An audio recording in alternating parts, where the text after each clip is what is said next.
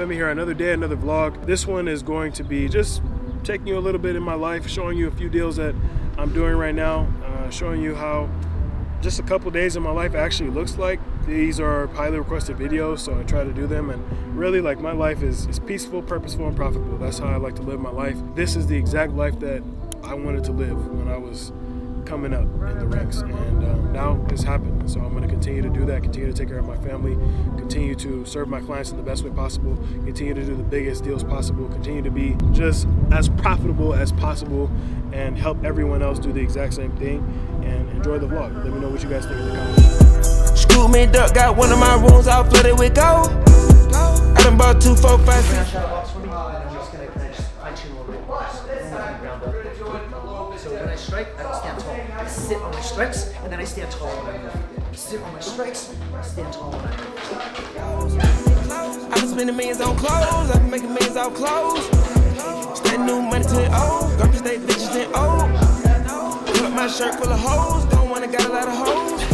Like right here, it's gotta be here. It's awkward. It's awkward. Yeah. It's gonna take so much time. Like, it's just something you just gotta be noted of. But you gotta keep in mind, like, don't get yourself up on human errors, because that's part of fighting. One question: how do you? So, like, when you do go back to box for yourself, like if you do boxing sparring, how do you switch that in your mind?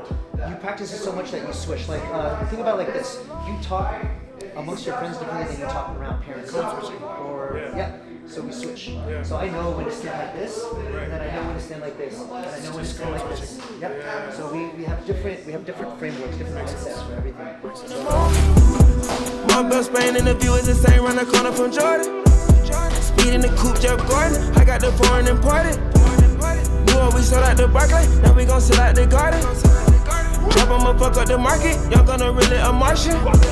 It's squeezing me through like a pardon, and I'm protected by carbons. Fundamentals versus fundamentals. Yeah. Now we get a strategy or anything competitive. This is the base of everything that you do, and everything else is just an arm position. So this doesn't seem like a punch until I do this, and look. Now, new concept is hand-shoulder now. No matter what I do, I have one hand, one shoulder touching my face. Right now I see a lot of pushing, and this is gonna wear out your shoulders. And so if your shoulders are being blown out, it's because you're focusing too much on upper body. Once you start leading with your hips and your core, you can hit indefinitely. Look at all this money we done grown, like them places that I'm flown. On the way to reach my goals, like I don't only goals. That's what it's about. Going through the bush, stay strong. You never hear all alone. Man, it's looking like you got a pretty solid pipeline though. A couple months in. Yeah, pipeline's really solid right now. Buy for 100, sell for like 220. Be concerned with for this one, any higher than 1.1. I think all in you'd probably be in I'd want to get quotes for like this specific area, but probably like 175 just with everything. Is this within city limits or outside of city limits? Outside, but I mean, like the sisters told me that they expect like I think they're saying like 300,000 to be spent on this property before it's sold. Okay, yeah. Sample of banana. Would you rather have this one that has more pulp or more fruit? I think probably more of the. But that's what I thought. Small banana, so small banana, small chocolate. No, you've also done. And it's cinnamon toast. Chocolate, the vanilla, banana, cinnamon toast. What you go do when them times get hard? What you go do when them checks got? Can I get these two, please? That's cool. That's perfect. Where are you feeling? What's your go-to spot? Oh, I got a bunch of groceries before you got here, so I'll show you guys that in a minute. Okay. But how you doing, man? How you doing? May I have the Oreo? Oreo, yeah. One of those for you? And then the blueberry banana, and then that's it. It's an Instagram model. Fuck, I look like taking your broke ass shot. I wanted to try that coconut milk spot because the line is always out of the door. Well, I guess not out of the door, but around the corner. And I always get here, I try to get here as early as possible so I can get my grocery shopping for the week or like 2 weeks. Thing is too, when you come here, like all the stuff is like natural and organic too. So, you know, it's easy to go pretty crazy at the farmer's market because everything is just natural. And I've been doing this like more so than I've been going to grocery stores. Like the only thing I can't really get from here is fish. So I still get my fish from like Whole Foods or something like that. Yeah, it's been really nice going to the farmers market every week. It's just peaceful, give them cash. Usually I spend all my cash at the meat market. I'll show you what I got with that. This is like every week I try to just get as much as I can because the growing kid, we're going through food so quickly, it's crazy. Just trying to be as healthy as possible, even though I got these donuts. But so anyways. No way. You gotta show off the donut haul a little bit more. So here's what I got. I got ground beef. This is a place I really like. It's a local farm in this area. I got chicken thighs, local farm, ground chicken. And the crazy thing that I realized about chicken is that when you get chicken from the grocery store, it's actually white. But when you get it from like an actual direct ranch, it's pink. So that's what it's actually supposed to look like. I got more chicken. We're really getting ready for summer and just cutting as much as we can. So a lot of lean meat, a lot of lean protein is what I like to eat. Lamb chops, top sirloin. All this probably costs probably about $300. So usually like every week I get like $300 to $400 worth of meat. And then I have like a lot just left over. I had to get some sweet potatoes. You see how big these are. You compare these to the grocery store. You see how big these are, right? So, of course, strawberries. Try to get as many strawberries as I can right there. Show them that. Strawberries. And then I got more top sirloin right here. So there's a lot of lean protein. And then I'm gonna show you, of course, vegetables, asparagus. Asparagus, of course. Have to get a bunch of fruit. Uh-oh. I messed up some of this fruit in here, but that's okay. So fruit. All organic fruit. Avocado. Fun fact, I'm actually allergic to avocado, but family loves avocado. More fruit right here. We got it like a proper haul, so then I get like, I love my juice, my fresh juice. So this store that I actually get like all the eggs and all the fruit from, or this farmer's market, or this market, they have a lot of good stuff. And then I even got like, I'll show you right here. I got strawberry jam, fresh strawberry jam. I kind of packed this bag totally wrong. I'm a little upset about that, but I got organic sourdough, really good for your gut. And then I got a couple like croissant Madeleine right here from this fresh bakery. Everything here just tastes fresh. It reminds me like when I go to France, any country that we go in Europe, it's always like fresh stuff because they don't have any like crazy grocery stores or anything like that. So this like reminds me of that, where everything is freshly made. You can tell it was just made. It's just quality. And then of course I got oranges. I love oranges, my favorite fruit. And then detox juice. You guys saw me get that. Let me see what else I get. And then I got coconut milk. As you can see, coconut milk. I'm really excited about this. I never tried this before, so I'm really excited about all these. These look good. We got banana, vanilla, chocolate, cinnamon, toast crunch flavor. Like literally every flavor you can think of. And then I gotta show you this because lately I've been doing a lot of research on eggs. Actually, been doing a lot of research on eggs. So what I got was, every week I've been coming here, I've been getting like 60 eggs. So that's 60 eggs right there. Usually I come here and get like 60 to 70 eggs. But we go through eggs like water. So anyways, that's my haul, guys. Yeah, that's how I spend my Saturday morning. Get up really early in the morning, do some work, whiteboard, notes, and then I come to the farmer's market and do my shopping for the week. And then I'll see you guys in a minute. Oh, and I have to show you this too. Yeah, I got this. This is not, I don't like to promote this kind of stuff, but it's okay, it's Saturday. So it's pretty crazy, but we just contracted our biggest deal ever. I'm gonna show you guys the actual numbers on this deal, but as you can see right there, Panda Doc completed. So this is a crazy deal. It's the first major entitlement that I've ever contracted. I'm gonna just walk you through the actual numbers.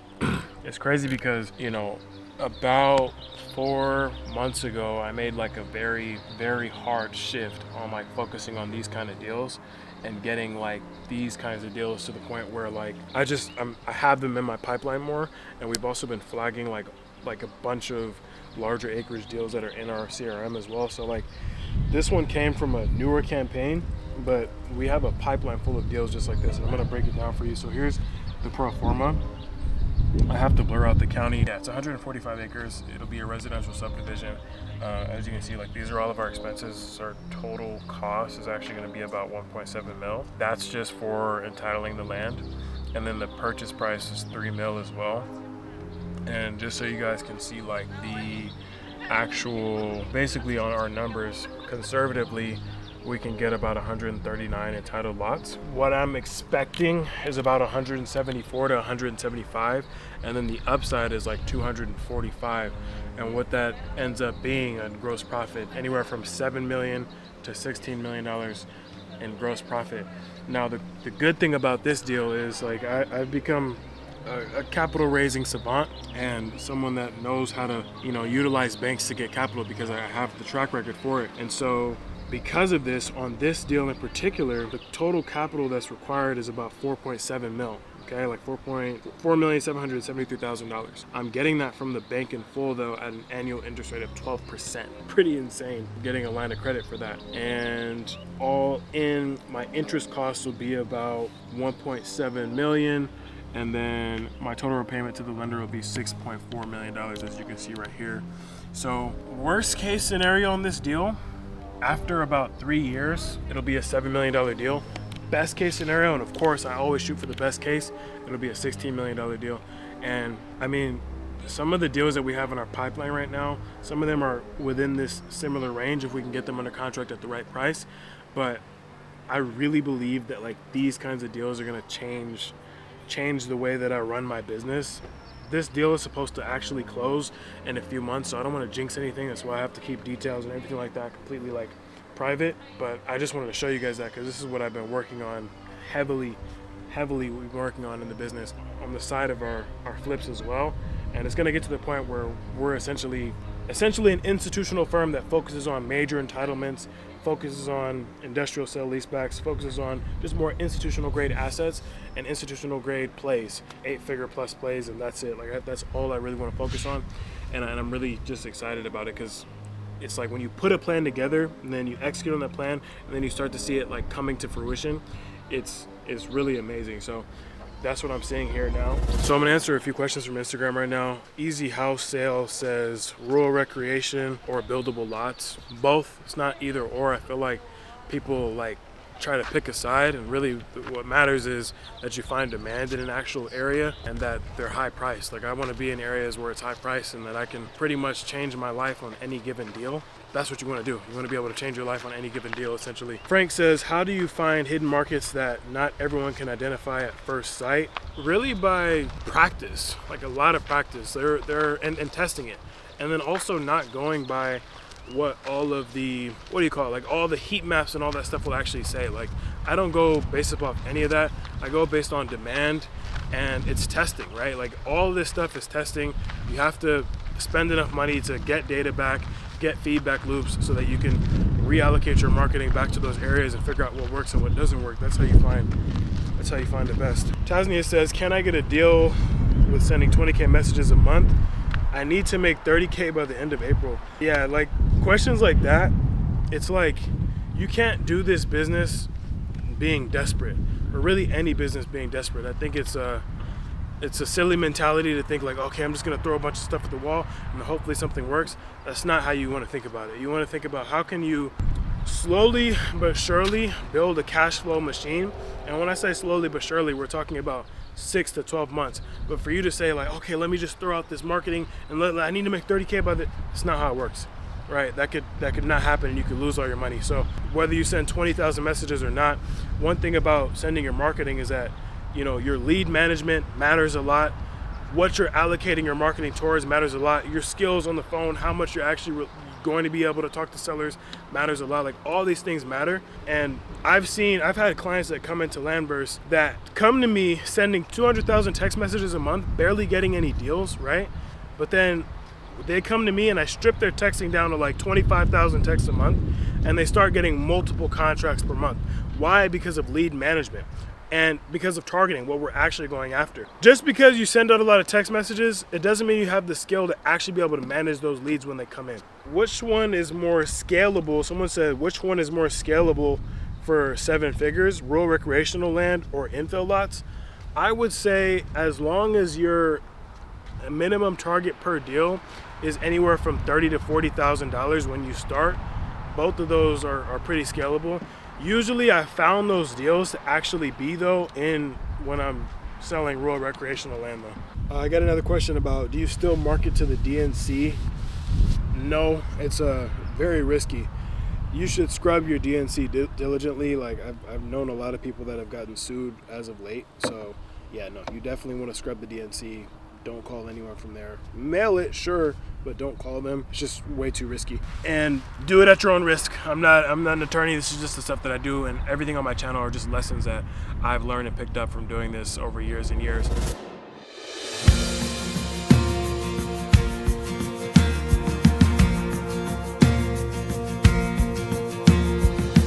Who am I that the maker of heaven would love me and know me by name? In a world where I feel like a stranger, His love came and found me the same. In each breath that I breathe, Next up is Case and his parents.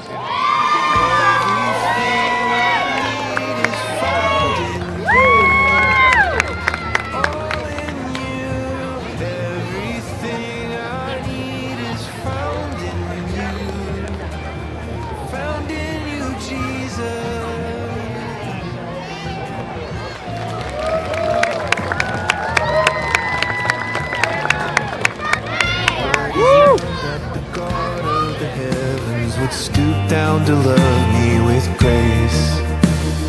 Guys, yeah, so as I've been going through this journey, 26 years of hard work, dedication, and belief, and number one, most important thing, faith in Jesus Christ. And, you know, I'm gonna be brought to tears, but, you know, one thing that, like, I used to be kind of scared of was being open about my faith, and the Bible speaks heavily against that. You're supposed to be open about your faith. You're supposed to proclaim your faith. You're supposed to just let everybody know that you believe. You like when in our group we say dunk on them. You dunk on them with your faith, and so that's what I intend to do and communicate my message that God speaks through me to you, essentially. And yeah, God bless. It's a great day, and yeah, long may it continue. Just God willing, and keep on rocking and rolling. And I'll see you guys in the next one. Peace. When I'm scared, everywhere